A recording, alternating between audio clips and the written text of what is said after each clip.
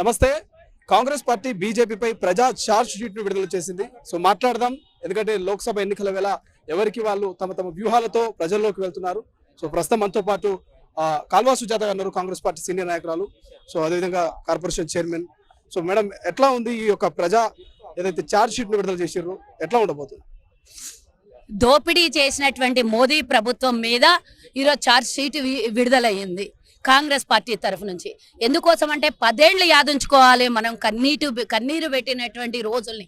ఎందుకంటే ఒక రకంగా కాదు, చెప్పుకుంటూ పోతే చరిత్ర గంటలు 10 ఏళ్ల చరిత్రలో దేశాన్ని సర్వనాశనం చేసి మరి ఒక మతతత్వాన్ని రెచ్చగొట్టి మతాల మధ్యలో చిచ్చు పెట్టి పబ్బం గడుపుకున్నారే తప్ప మేము అభివృద్ధి చేసినామని ఏనాడు కూడా గిది అభివృద్ధి చేసినామని చెప్పలేదు.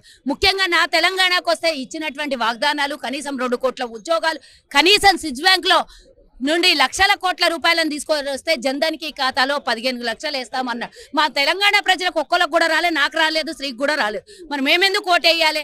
ఈరోజు వాళ్ళు చేసినటువంటి మోసాల మీద ఛార్జ్ షీట్ రిలీజ్ చేయడం జరిగింది. ఎందుకంటే 10 ఏళ్ల నుంచి కన్నీళ్లు పెట్టించారు. అన్నిటికన్నా ఇంపార్టెంట్గా మేము కరోనాకి మందు ఇచ్చినాం, కరోనాకి టీకాలు వేసినామన్నారు. కానీ కరోనా వచ్చినప్పుడు దేశ ప్రజల్ని గంగా నదిలలో శవాలుగా తేలినా కూడా పట్టించుకున్నటువంటి ఆనాటి ప్రధానమంత్రి శివాలయ లక్షల మంది చచ్చిపోతే మేం మందించమన్నారు. కాంగ్రెస్ హయాంలో ఆ పరిశోధనా కేంద్రాలు మరి ఆవిర్భవించిన ఆ సమయంలో వచ్చినటువంటి మీరు ఏర్పడిన తర్వాత, మీరు వచ్చిన తర్వాత కేవలం రామ జన్మభూమి, రాముడు, శ్రీరామచంద్రుడు అని చెప్పుకొని ముందుకు పోయినరు తప్పించి ఎన్నడన్నా ప్రజల గురించి మాట్లాడినరా? నా తెలంగాణలో ఉన్న అయోధ్య రాముని గురించి మాట్లాడినరా? నా తెలంగాణ దగ్గర నుంచి దోపిడీ చేసుకొని పోయి రూపాయి తీసుకొని పోయి 44 పైసలు కూడా వాపసు ఇయ్యనటువంటి ఇదే మీరు అధికారంలో ఉన్నటువంటి ఉత్తరప్రదేశ్కే కానీ గుజరాత్కే కానీ 7% వాటా మా రాష్ట్రాల నుంచి తీసుకొని పోయి ఇస్తుంటే నీ మీద ఏమనాలి? నల్ల ధనము రాకపోయే మా తెలంగాణ నుంచి జీఎస్టీ రూపంలో పోయిన ధనం కనీసం 50% కూడా వాపసు రానటువంటి ఈ ప్రభుత్వాన్ని ఓటెందుకు వెయ్యాలి అని అడుగుతున్నారు తెలంగాణ ప్రజలు. ఎందుకు వెయ్యాలి? తెలంగాణ అస్తిత్వాన్ని అగౌరవపరిచిన, తెలంగాణ ఈడల్లోనే తప్పు పట్టినటువంటి మోదీకి తెలంగాణ ప్రజలు మళ్ళీ ఓటేసి మమ్మల్ని మేము అవమానించుకోవాలా? ఒక్కసారి అర్థం చేసుకోవాలి. కాబట్టి ఇచ్చిన వాగ్దానాలలో 2 కోట్ల ఉద్యోగాలు సంవత్సరానికి అంటే 10 ఏళ్లలో 20 కోట్ల ఉద్యోగాలు. నా తెలంగాణ వాటా 20 కోట్లలో నా తెలంగాణ వాటా రావాలి. నాకు ఇయ్యలేడు కాబట్టి మోదీ నేరస్తుడు. నాకు 15 లక్షలు ఇయ్యలేదు కాబట్టి మోదీ నేరస్తుడు. ఆనాడు 55 లక్షల కోట్ల అప్పు దేశం మీద 14 మంది ప్రధానమంత్రులు చేస్తే మోదీ వచ్చిన తర్వాత అది పెరిగి 170 కోట్లకు పోయింది. 170 లక్షల కోట్ల అప్పు ఒక్క ప్రధానినే దేశానికి 100% అప్పు ఎక్కువగా చేసిండు అని అంటే 200%, 55 లక్షల కోట్లు ఎక్కడ, 170 లక్షల కోట్లకి ఈరోజు ఎగదాకింది అని అంటే, పోనీ నువ్వు తెలంగాణకు ఐఐఎంస్ తెచ్చినవా, ఐఐటీలు తెచ్చినవా, లేకపోతే నాకు నెహ్రూ నవోదయ విద్యాలయాలను ఇచ్చినవా, లేకపోతే మెడికల్ కాలేజీలను ఇచ్చినావా? ఏమి ఇచ్చినవన్నీ ఓటేయాలి? ఏం చేసినవని తెలంగాణ ప్రజలు ఓటేయాలి? ఏం చేసినవని ఈ రోజు నీకు నేరస్తుడిగా నిలగబెట్టకపోవడానికి కారణం ఒకసారి చెప్పాలి. ప్రధానంగా కాంగ్రెస్ ఒకవేళ దేశంలో అధికారంలోకి వస్తే ఖచ్చితంగా ప్రజల ఆస్తుల్ని గుంజుకుంటుంది, ట్యాక్సులు వసూలు చేస్తా అనేది నరేంద్ర మోడీ చెప్తున్నారు. ఎట్లా చూస్తారు? నిజంగా వాస్తవం లేని వాళ్ళకి ఒక్కసారి అడుగుతున్నా నేను. జిఎస్టీ పేరు మీద అగరబత్తి నుంచి మొదలు పెడితే పాలు పిల్లలు తాగే పాల కాడి నుంచి పిల్లలు రాసుకునే పెన్సిల్ దాకా ఈరోజు జిఎస్టీ ట్యాక్సులు వసూలు చేసి ఈ రోజు ప్రజల్ని ఇబ్బంది పెట్టినావు. అరటిపండు బండోని కూడా నువ్వు ఈరోజు వదలలేవు. మేము ట్యాక్స్లు వేసినామా? మా ప్రభుత్వంలో ప్రజలు సుఖంగా ఉన్నారా? ఈరోజు మీ ప్రభుత్వం వచ్చిన తర్వాత లక్షల రూపాయలు ట్యాక్స్ కట్టినా కూడా ఈరోజు దేశం ఆదాయం పెరుగుతలేదు. మన ఈరోజు రూపాయి విలువ 54 రూపాయలకు, డాలర్ విలువ 54 రూపాయలకు పోయింది అంటే మనం ఏ స్థానంలో ఉన్నామో ఒక్కసారి గుర్తుంచుకో.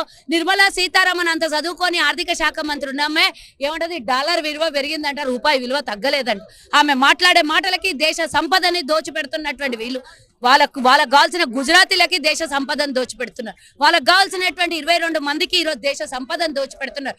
ప్రభుత్వ సెక్టర్లన్నీ 30% ఈరోజు అదానీ సంస్థలకు అమ్మేస్తున్నారు. ఈరోజు ఒక్కటే ఎల్ఐసి నమ్ముకుంటే, బీడీ ఈడ ఉన్నటువంటి ఏమంటారు బిహెచ్ఈఎల్ నమ్ముకుంటే, రోడ్లని రవాణాని లేదు అనంటే రైల్వేని, బొగ్గు కర్మాగారాలని అన్ని ప్రైవేటీకరణ చేస్తున్నారు. మీకు ఎందుకు మేము ఓటేయాలి? మళ్ళీ మీకు ఇక్కడ ఎక్కువ శాతం ఇస్తే పూర్తిగా ఆక్యుపై చేసి తెలంగాణలో పిల్లల పాలు తాగే పిల్లల కాడి నుంచి వాళ్ళ మీద నుంచి వసూలు చేసుకుపోయే పైసలు ఉండవా? మీ ఏ రూపంలో మీరు ఓట్లు అడుగుతారు? ఒక్కసారి చెప్పాలి. పసుపు బోర్డు తెస్తా అన్నావు. పసుపు బోర్డు ఏ ఊరికి వచ్చింది, ఎంత నిధులు ఇచ్చినావు, ఏ జిల్లాకు వచ్చింది, ఏ రాష్ట్రంకి వచ్చింది చెప్పలేదు. కేవలం మా జిల్లాకు వచ్చి మా పాలమూరు జిల్లాకు వచ్చి పసుపు బోర్డు కేటాయిస్తున్నా అన్నాడు. పసుపు బోర్డు అంటే స్పైస్ బోర్డు అని చెప్పేసి మమ్మల్ని నమ్మించి మోసం చేస్తున్న మోదీకి, నమ్మక ద్రోహం చేసిన మోదీకి ఓటు ఎందుకు వేయాలి? మోదీ మోహన్ చూసి ఓటు వేయాలనంట. అంటే ఔరేక్ బార్ మోదీ సర్కార్ 400 పార్ అంట.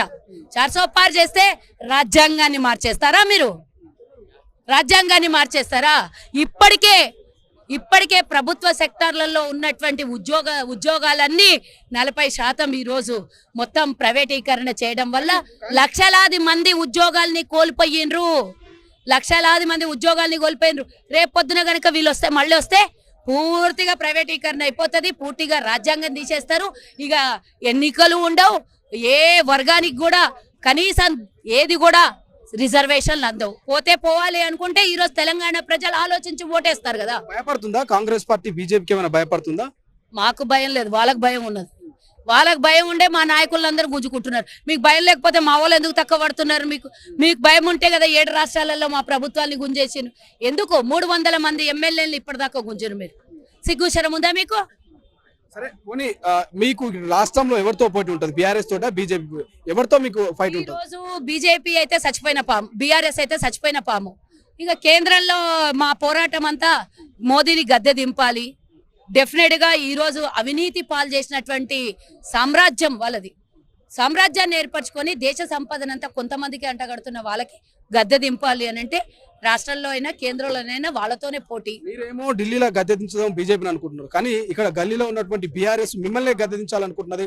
డబుల్ ఇంజన్ సర్కార్ అంటారు బీజేపీ నాయకులు. వీళ్ళేమో ఏడాదిలో ప్రభుత్వం కూలిపోతుంది, మళ్ళీ అధికారంలోకి వచ్చిన ఆశ్చర్యం లేదంటూ మాజీ ముఖ్యమంత్రి కేసీఆర్ సాత్ మిల్కే కామ్ కరేతో క్యా హోతా. బీజేపీ బీఆర్ఎస్ ఒకటే కాబట్టి వాళ్ళు మాట్లాడేదే వీళ్ళు మాట్లాడుతున్నారు. వాళ్ళు 3 ఏళ్లలో ప్రభుత్వం పడిపోతుంది అంటారు, వీరున్న ఎమ్మెల్యేలని లాగేస్తామంటారు. అంటే అర్థమైంది వీళ్ళ మాటనే వాళ్ళ ఓట్లలో వచ్చింది. అంటే డెఫినెట్ గా బీజేపీ బీఆర్ఎస్ కలిసి ఆడుతున్న డ్రామాలో భాగంగా కాంగ్రెస్ ప్రభుత్వం కూలిపోతుంది అని బీజేపీ అంటది. 3 నెలల్లో మాకు 20 మంది ఎమ్మెల్యేలు టచ్ లో ఉన్నారని బీఆర్ఎస్ అంటది. నేనంటున్నా మీకు ఉన్నటువంటి 34 మంది ఎమ్మెల్యేలు మీరు 20 మంది గుంజ లోపల 30 మంది ఇక్కడ వస్తే మీరేం చేస్తారో అర్థమైతలేదా?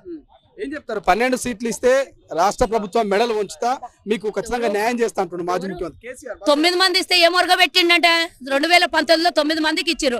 నల్ల చట్టాలు వచ్చి దేశం నలుమూలల నుంచి వచ్చి దేశ రాజధాని నడుబొడ్డులో కూర్చొని 16 నెలలు అష్ట కష్టాలు పడి 780 మంది చచ్చిపోతే ఒక్కరోజు పరామర్శించని పోలేదు. కేంద్రం మెడలు ఉంచుతాడు. ఆడపోయి మెడలు వంచి కావాల్సినవన్నీ చేసుకునేటోడు మెడలు ఉంచుతాడు. ఈడ గల్లీలో లేవు, ఢిల్లీలో లేవు, ఏ రాష్ట్రంలో నీ ఉనికినే లేదు. నువ్వు 12 మందికి ఇస్తే ఆడపోయి చేసేదేంది? గతంలో ఉపరాష్ట్రపతి ఎన్నుకోవడానికి నీ సడ్డకుని కొడుకుకో ఎవరికో ఎయిర్ప్లేన్ ఎక్కించి పంపిస్తేవి. 4 చట్టాల మీద నువ్వు మాట్లాడకపోతే, గ్యాస్ ధరల మీద మాట్లాడకపోతే, డీజిల్ పెట్రోల్ ధరల మీద మాట్లాడకపోతే, నిత్యావసరాల సరుకుల ధరల మీద కొట్లాడకపోతే, మేము కొట్లాడితే మాకు బొక్కలు ఇరిగేటట్లు కొట్టించినావు నీ పోలీసు వాళ్ళతో పెట్టి. నీకు 12 మందికి ఇస్తే ఉద్ధరించేదే ఉన్నది. ఇప్పుడు తెలుసలేదు. కనీసం అభ్యర్థులే పోటీ చేయడానికి ఇష్టపడకపోతే 12 మంది గెలుస్తారని ఎట్టంటావు? ఎట్లా ఇస్తారు అనుకుంటున్నావు? కేసీఆర్ నిలబడితే ఏడన్నా జర్ర పోటీ ఉంటుండేనేమో. ఇక కింద రోజులు నిలబడరు, ఏడు ఉంటారు చెప్పండి. బస్సు యాత్ర కూడా ఉరికిపోయి మా దాంట్లోకి వచ్చారు. మీరు ప్రధానంగా కాంగ్రెస్ పార్టీ ఫిరాయింపులకు పాల్పడుతున్నది, భయభ్రాంతులకు గురి చేసి వాళ్ళని పార్టీలో చేర్చుకుంటున్నారు. వాస్తవేనా?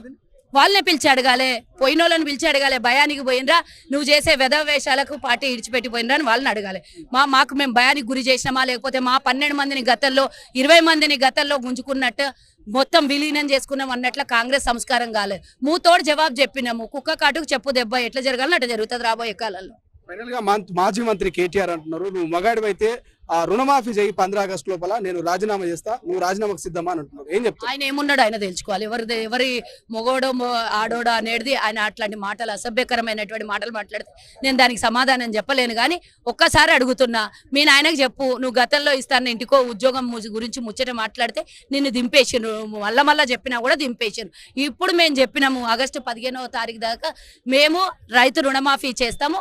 ఇస్తా అన్న 2వ పంటకి వచ్చే 2వ పంటకు 15,000 రూపాయలు రైతు బంధు ఇస్తామని చెప్పేసాము. ఇయ్యని రోజు కదా నువ్వు మాట్లాడేది, మొగాడివా ఆడోడివా నువ్వు తేల్చేది ఏమున్నది, నువ్వేమున్నావో తేల్చి ప్రజలు ఆడ కూర్చోబెట్టారు కదా ఈరోజు. మళ్ళీ నువ్వు ఎవరి గురించో నువ్వు లెక్క పెడతా అనంటే ఇంకా పూర్తిగా అహంకారం తలకెక్కి నేలకేసి కొట్టురు, బండకేసి కొట్టురు. ఇంకా అహంకారంగా మాట్లాడితే నేను ఒకటే చెప్తున్నా అందరి దగ్గర, వీళ్ళకి అహంకారం వల్ల బాగా డబ్బు ఎక్కువైపోయి అహంకారం వచ్చి ఆ డబ్బంతా గుంజుకొని ప్రజలకి ఈరోజు పనిచేస్తే అహంకారం ఎక్కిన తలకెక్కిన అహంకారం కాళ్ళ దాకా దిగుతుంది, అప్పటిదాకా దిగది. కాబట్టి ఆలోచించుకోవాలి ప్రజలు, ఇంకా పూర్తిగా తిరస్కరించాలి. అధికారులకు కూడా విన్నవించుకుంటున్నాం, ఇమీడియట్ గా వీళ్ళు దోచుకున్న దోపిడీ పైసలన్నీ బయటికి తీయాలని కోరుకుంటున్నాం.